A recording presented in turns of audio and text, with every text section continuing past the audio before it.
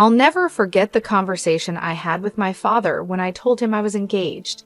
He pulled me aside, his expression serious, and said, "Lauren, are you really sure about marrying this man, Larry? I know you love him, but I don't think he's the right person for you." Confused, I asked, "Why are you saying this, Dad? He loves me and respects me. I don't care that he doesn't have as much money as we do." My father sighed, his voice soft but firm. "Lauren, you know I built my wealth from the ground up. I would never look down on someone just because they're not from the same financial background. But there's something about Larry that worries me. He's a bit of a shady character, and his mother is no better." I was taken aback. "What do you mean, Dad? I don't understand." He hesitated, then said, "Maybe it's just a father's instinct, but I don't believe this man truly loves you. Yes, he's affectionate, but I've heard him talk about how rich you are. I overheard him bragging to his friends, saying he had bagged the rich brat. And Linda, she just laughed and agreed with him." I felt a pang in my heart, trying to defend Larry. "You must be mistaken, Dad. Larry would never say those things about me, and Linda cares about me too. She would definitely scold him if he ever joked like that." But deep down, I wondered if there was some truth in my father's words. Sometimes I wish I had listened to him. At the time, I was just a naive girl in love, desperate to hold on to something after losing my mother 3 years before. My dad was ill, and I knew he didn't have much time left. I clung to Larry and Linda because they gave me a sense of purpose, a reason to keep going. My father had built a comfortable life for us through hard work and smart investments. I had a decent job and earned a moderate salary, so overall, we were doing well. Larry and Linda, on the other hand, didn't have as much. Larry made more money than I did, but he came from a modest background. His job didn't bring in the kind of money that could make someone rich, and I could tell that bothered him. He and Linda liked fancy and expensive things, and Larry often complained about not having enough money to buy them. I was always eager to help them out with the little allowance my father gave me. I even let Larry and Linda move into my house after we got married, but instead of being grateful, they seemed dissatisfied. They would say things like, "It's such a shame you live in a small house. Your dad lives in a mansion, so why did you buy such a tiny townhouse?" Looking back, I realize how much I overlooked because I wanted so badly to make things work. I ignored the little red flags and convinced myself that everything would be okay. But in the end, I wish I had trusted my father's instincts. I don't make a lot of money. Larry's dad lives in a mansion because he's wealthy, but I'm just a regular office worker with a modest salary. Buying this house was a real challenge for me, and I was only able to manage it because my dad helped with the down payment. Larry, however, wasn't impressed. He said, "Well, if your dad helped you out, he should have gotten you a better place. I'm sure your mom left him something to give you when you got older." I tried to explain, "I'm not entitled to anything, Linda. Whatever my mom left behind is my dad's now. She passed away suddenly, and there was no will. Honestly, I don't mind if I don't get anything. I'm content with the way things are." Linda scoffed, "That's a ridiculous thing to say, Lauren. I would have loved to inherit a lot of money. You know what? Your dad should trade houses with us. He lives alone, so he doesn't need all that space anyway, right, Larry?" Larry nodded in agreement, adding, "Yeah, Lauren, you should ask him." I felt a surge of protectiveness and responded firmly, "Absolutely not. That house belongs to my dad, and he deserves to live comfortably as long as he's alive." Linda then remarked, "Well, he won't be alive for long now that he's sick. We can wait and compromise for a few years and see what happens. Ultimately, everything will be yours after your dad passes. You'll have plenty of money to buy a big house and more." The way Linda and Larry were already making plans to spend my inheritance was deeply unsettling. It didn't help that they frequently urged me to ask my dad for more money. We weren't struggling financially. Larry and Linda just wanted the luxurious lifestyle they imagined, even though it wasn't within our reach. Honestly, I was growing tired of their behavior. However, the real drama unfolded after my father passed away. His battle with cancer ended sooner than I had expected, leaving me devastated. I was heartbroken, but Larry and Linda offered little support. Instead, they were more concerned about the date of the will reading and showed no interest in helping with the funeral arrangements.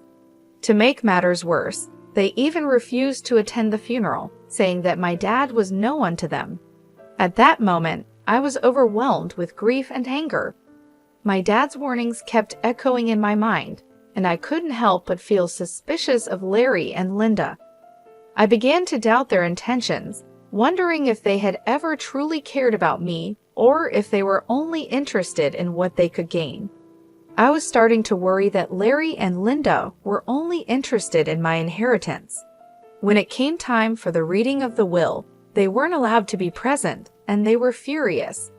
Larry snapped, "Why on earth aren't we allowed to be there? This is absurd. Brian was my father-in-law." Linda chimed in, equally outraged, "Yes, this is ridiculous. We're family, and we have every right to know what Brian left behind. At the very least, my son should be allowed to be there."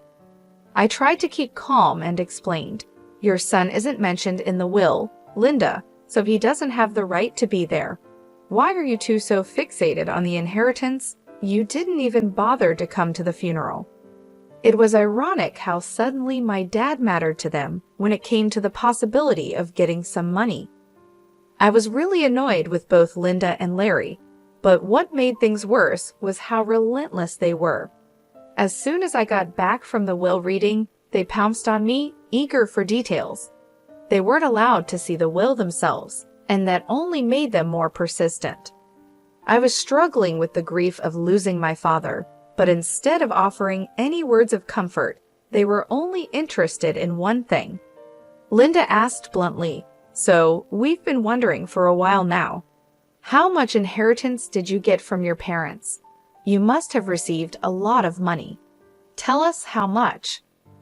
I looked at them and said, "Unfortunately, my parents didn't leave me any money, so I didn't receive anything." Linda's eyes widened in disbelief. "What? You didn't get any money, but your parents were rich? They should have left you something." "I don't believe you didn't get any money. You're lying to us. There's no way your parents didn't leave you a single penny." Larry joined in, pressing me, "No money at all. The will didn't even mention you getting any kind of money. You can't be serious." I sighed and tried to stay patient. "No, Larry, there was no money in my inheritance. The lawyer told me that. You can even check my bank balance in a few days and see for yourself." "But what about all their wealth?" Linda asked, her voice edged with frustration. "You're their only child. Who's going to get everything they had?" I shook my head and said, "I don't know about that, Linda. The lawyer just told me I didn't get any money, and honestly, that's okay with me. It was my parents' money, and it's up to them who they chose to leave it to." Linda looked furious and blurted out, "That's ridiculous. You need to fight for that money. It should be yours." "There is no money, Larry," I repeated firmly. They didn't have much left in the end, and whatever was left, they gave to charity. They had been planning this for a while. Larry and Linda looked completely taken aback, anger simmering just below the surface. I couldn't understand why they were so upset. I almost gave in and told them everything, but something held me back.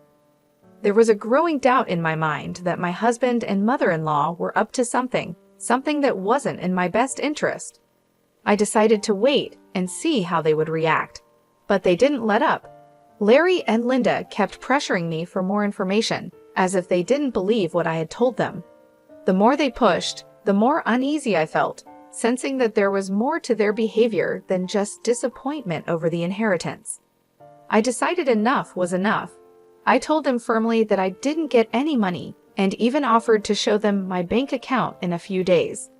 A month passed and nothing showed up.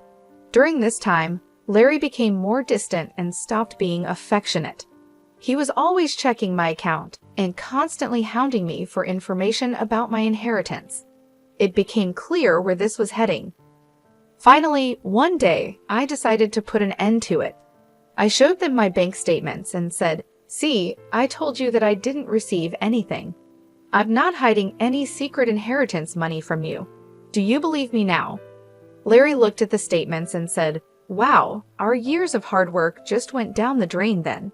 So her parents weren't rich, and she didn't even get $3,500 in the will. This is ridiculous. I can't believe this." Linda echoed his sentiment. "I can't believe this either, Larry. I stayed in this marriage for nothing. I married Lauren for nothing. It was all a waste of time." Feeling hurt and confused, I asked, "What the hell does that mean, Larry? Why are you talking like this?" Linda answered for him. "Why do you think he's saying these things, Lauren? Who the hell would marry you without thinking about the money? My son simply married you so that we could rely on your inheritance. Now I see that you didn't even get a penny. I can't believe I wasted 3 freaking years on a useless girl like you. I could have done so much better." I was stunned to hear them speak that way about me. I finally realized that Larry married me for money. My parents were right about him and his mom. They were gold diggers. I was so done with my husband and mother-in-law. I was breaking inside, but what they said next turned me to stone. Linda looked at Larry solemnly and said, "What's done is done, Larry. But now it's time for you to divorce Lauren. There is no reason for you to stay with her anymore. You will have time to find a new rich wife. This time, we will make sure she actually has some money to her name." I was in disbelief. "Are you freaking kidding me, Linda? You're asking Larry to divorce me over money. Larry, are you going to listen to her?" Larry didn't hesitate. "Of course, I would listen to her, Lauren. I married you so that my mom and I could have a comfortable life. We grew up poor, and I didn't even go to college. I had no way of earning a lot of money." I was horrified.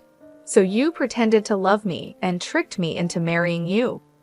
You thought my parents would give me lots of money?" Larry nodded, and I felt my heart shatter. "Yes, Lauren. I thought your parents would leave you a lot of money, but now I see that they didn't. It was all for nothing." With those words, everything became clear. My parents were right all along. Larry and Linda were only interested in my inheritance, and now that it was gone, they had no use for me.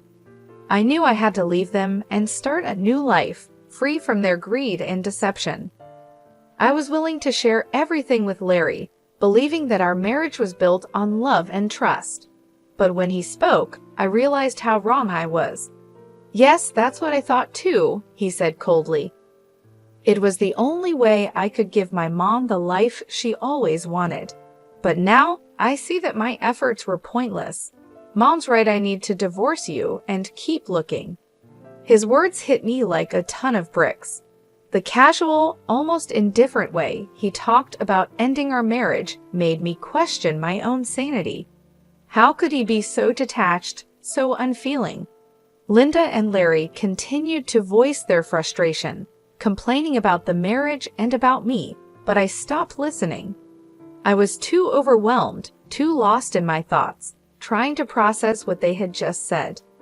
Their complete lack of emotion and Larry's sudden change in behavior were both heartbreaking and infuriating.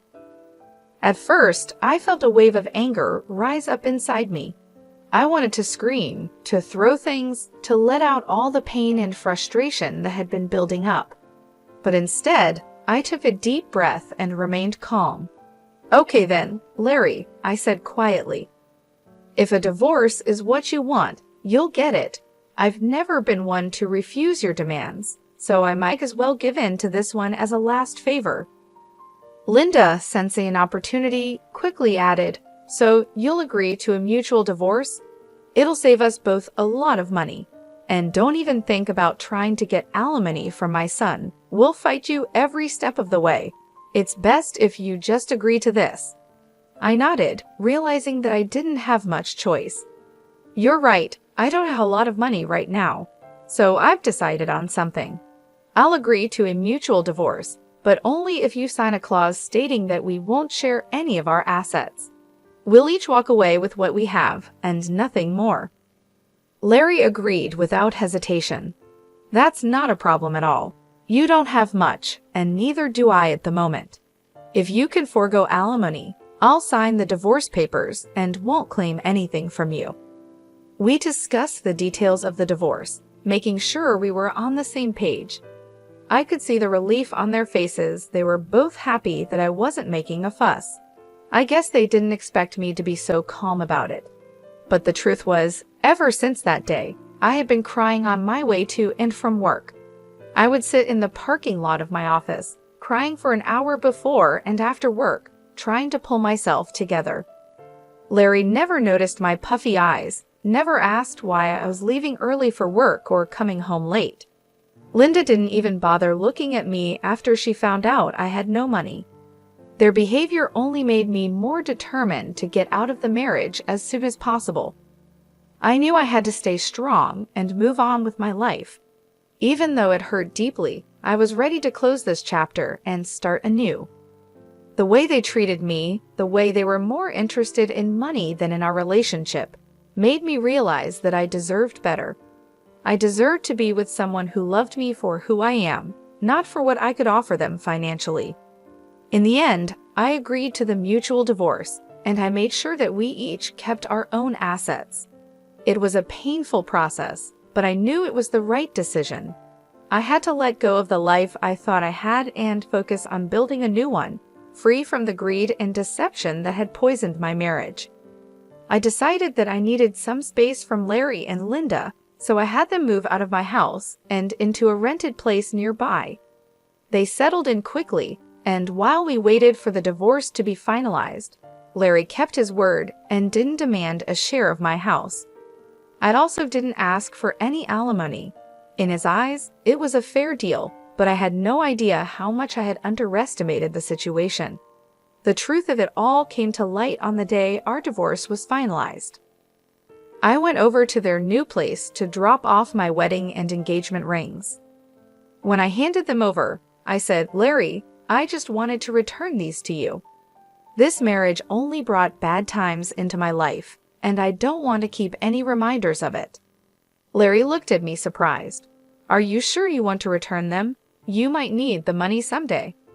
Linda, never one to miss a chance to be snide, added, "It's so funny how you're giving them back. You must have laughed at our poverty before, but look where you are now. My son is being generous, giving you the rings back. You might need to sell them when your stupid job doesn't pay enough. We don't want the rings anyway, they're cheap ones." I kept my composure and replied, "What would I need to sell the rings for, Linda? I'm not embarrassed. You don't need to worry about my financial situation." Linda smirked and said, "Oh, we already know. Your parents didn't leave you anything, probably because they lost everything due to bad financial decisions, leaving their daughter with nothing." At that point, I couldn't help but laugh out loud. Linda looked puzzled, and so did Larry. I could see that Larry was annoyed by his mother's behavior and also surprised by my laughter. Linda snapped, "Why the hell are you laughing? Did I say something funny?" I looked her straight in the eye and said, "It's hilarious that you think I'm destitute, Linda. It's also funny that you believe my parents lost all their fortune." Linda, clearly offended, retorted, "Well, of course you're destitute.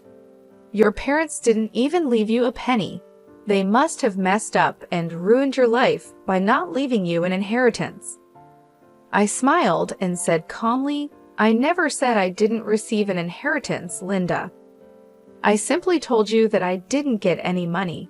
My parents actually left me plenty of inheritance." Linda's eyes widened in disbelief.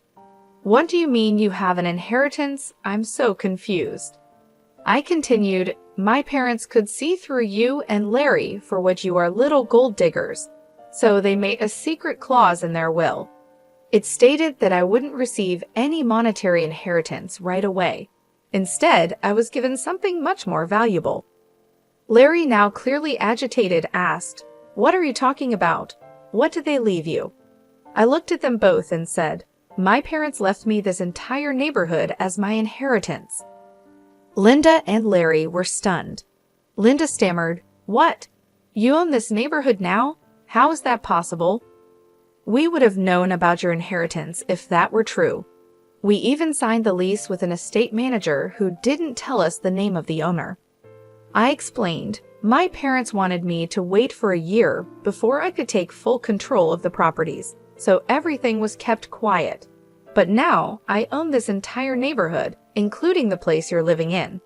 Linda and Larry were left speechless. The realization that they had been living in a place I owned, after all their scheming, was too much for them to handle.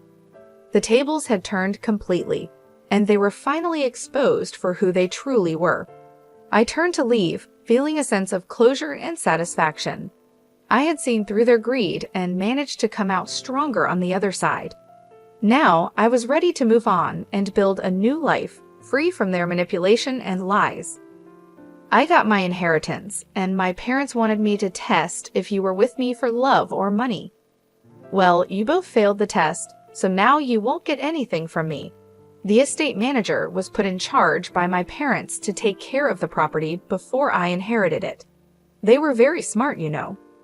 Larry scoffed, "That's impossible. I don't believe anything you're saying. You're just embarrassed because you don't have any money left." I replied, "Oh really, Larry? Is that what you and your mother think? Why don't you call your landlord and ask him yourself?" Linda and Larry quickly called their landlord to check what I had said. Since their landlord was actually the estate manager, he told them everything. When they hung up, they looked shocked and panicked. "You lied to us," Linda stammered. "You tricked us into thinking you didn't have anything, but you own the entire housing society now. How dare you trick us like this? You wanted to keep all your wealth to yourself, so you made Larry divorce you and sign papers saying he wouldn't take anything from you." I couldn't help but laugh at their nerve. It was finally hitting them how badly they had messed up, and now it was time for some well-deserved karma. I said, "It's funny you're accusing me of being dishonest. Larry, you tricked me into marrying you by pretending you loved me. And Linda, you helped him with this plan, and even told him to divorce me. If anyone here was scamming, it was the two of you. As for my inheritance, you asked how much money I got, and I answered truthfully. This was all a misunderstanding on your part." Linda tried to reason with me. "What's done is in the past. Why don't we try again? We did spend 5 years together, and it would be a shame to throw it all away." I shook my head and said, "So now you want me back in your life? Funny how you were so eager to start fresh with a new girl. I hear you're already seeing someone rich. Don't worry, I'll let her know what a snake you are, Larry." Larry and Linda started begging me not to ruin his new relationship. Larry pleaded, saying that if I wasn't willing to give him another chance, I shouldn't mess up his future. I told him to get lost and also informed them that I would kick them out once the property was officially mine. They panicked and started begging even more. In the weeks that followed, Linda and Larry kept coming to my house, pleading for forgiveness. They already had an eviction on their record, so it was unlikely anyone else would rent to them.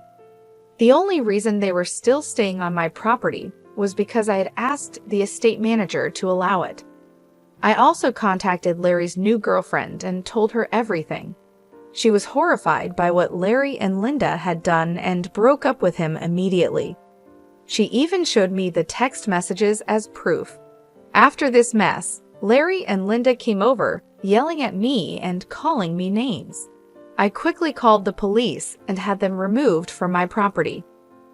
Once the property was officially in my name, I kicked them out very quickly. They didn't expect me to follow through with my threat. When they showed up again, I called the police, who gave them a stern warning. I also filed for a restraining order. It turned out that the whole town knew about what had happened. Larry and Linda were shunned by their friends and had to leave the city to start over somewhere else. Meanwhile, I'm enjoying my new wealth and finally free from those gold-digging leeches.